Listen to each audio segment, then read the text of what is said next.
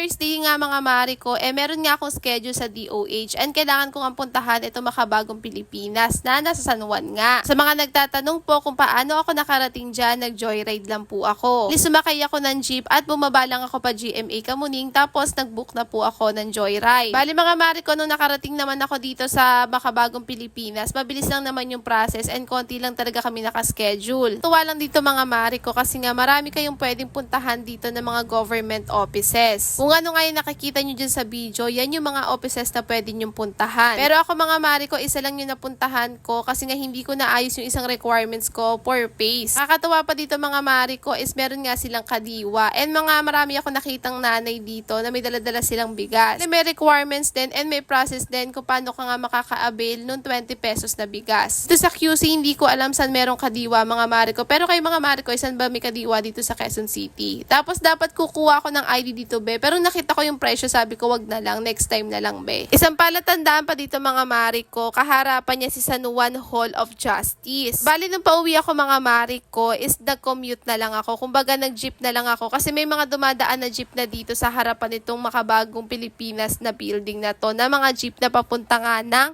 Robinson Galleria. Mula nga dun sa Robinson Galleria na yun mga mare ko, lalakarin nyo siya hanggang sa makarating nga kayo ng Ortigas Station. Medyo malayo-layo yung lalakarin nyo guys, pero wala akong ma-advise sa inyo kung ano pa yung pinaka-convenient. Pero kasi ang ginagawa ko mga mare ko, pagka pauwi na talaga ako, doon na ako nagko-commute. Hindi na ako nagbubook ng joyride. Tapos mula Ortigas nga mga mare ko, bumaba naman ako dito sa GMA Kamuning Station. Kasi nga meron din akong pupuntahan dito. Kasi ayoko masayang talaga yung araw ko. Nakita ko lang din naman to sa isang group nga sa Blue Up. And pwede nga doon lumapit sa GMA Kapuso Foundation. Kaso yung nilapit ko dito mga mare ko, maintenance naman namin ni Madam Hailey. Yung kay Madam Hailey, yung maintenance na talaga niya mula noon hanggang ngayon. Tapos ako yung maintenance ko naman sa isa pang sakit ko. Dali lang naman puntahan to mare ko. Kung gusto mo mag-MRT ka kasi nga pag MRT GMA Kamuning ka na, bababa ka na lang dyan, akit ka lang 3rd floor, tapos baba ka lang ulit, makakarating ka na dito sa GMA. Tapos hanapin mo lang talaga tong GMA Kapuso Foundation. Tapos eto yung requirements nila, basahin mo na lang. Kulang ako ng isang requirements mga mare ko, pero kinuha naman yung photocopy ng aking gamot. So ayun lang for today's video.